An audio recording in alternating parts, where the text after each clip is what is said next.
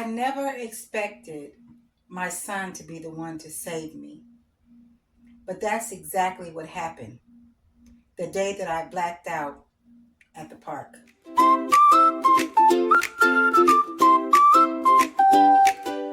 Jakey rolls through the world his way. Our day started out like any other day. I have been a little stressed, just everyday mom stuff, doctor's appointments, taking care of things around the house, and just some other things I had been stressed out about. But anyway, we decided to go to the park and get Jakey some swing time and me some walking time. That's what I do, a part of my self-care routine. And as I'm walking briskly through the park, the sun is shining on my face, and I checked the temperature and it's about 84 degrees outside. And I'm walking briskly through the park, pushing Jakey in his wheelchair. I said, okay, you've been walking for about 30 minutes. Let's get Jakey on the swing. I know he's stressing already about what happened. He knows what I'm saying. But Jakey communicates differently. He doesn't use words. He uses facial expressions, hand gestures. But we're walking through the park and something says sit down, but I kind of ignore it and I just keep walking. And I said, okay, we've been out here for about 40 minutes. The sun is starting to, it's starting to feel like it's getting a little hot. And I said, okay, let me get Jakey some swing time before we go, And I just thought it was strange that I was, feeling like, tired suddenly.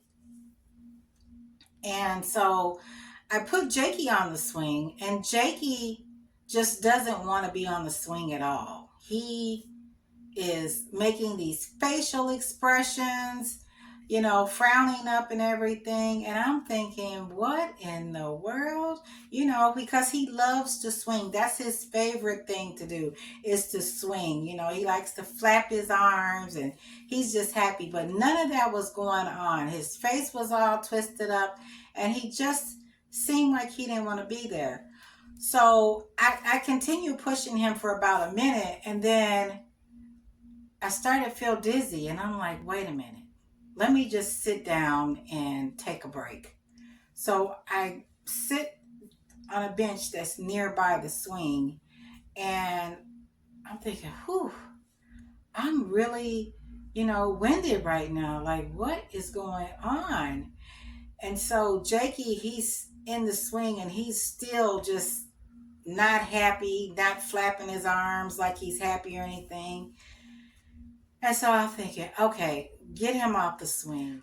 When Jakey was on the swing and he was making the faces and everything, I just dismissed it as he was having some type of tantrum. Let's head back towards the vehicle.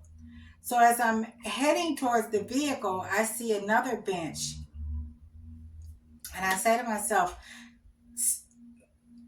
walk a few more steps to this bench and sit down, because I could feel myself getting dizzy and lightheaded.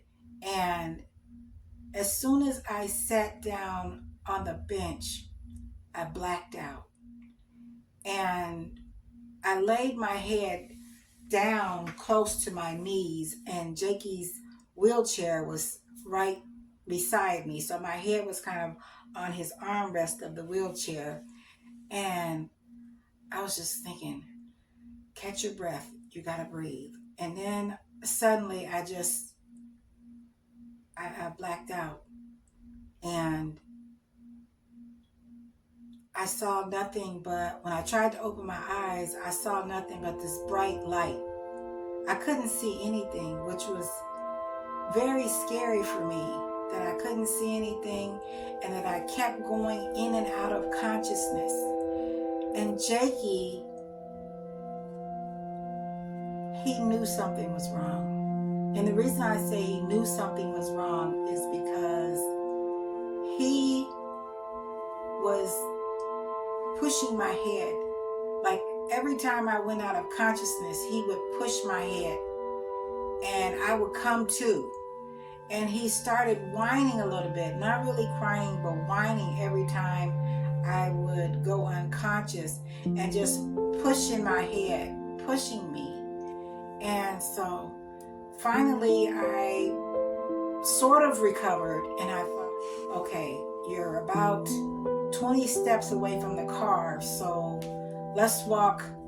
Get yourself to the car, start the car. I knew then that I had to get in the vehicle to try to cool myself off, because at this point in time, I am sweating profusely, just sweat dripping off of my backside. And I get in the car and I start the car and I make sure I put it on, cool. And then I get back to Jakey and get him in the car. The child knew something was wrong. And I just dismissed what was going on with him. I thought he was just having a tantrum, but he sensed that there was something going on with me.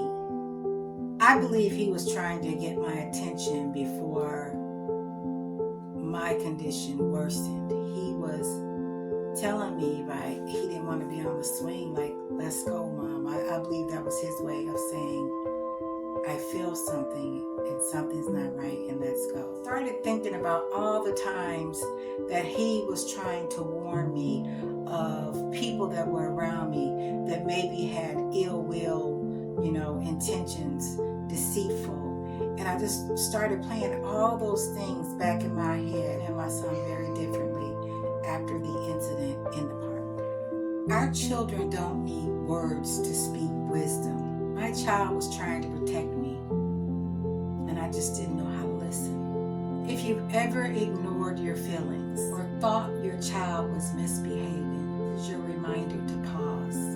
Listen differently. They might be telling you something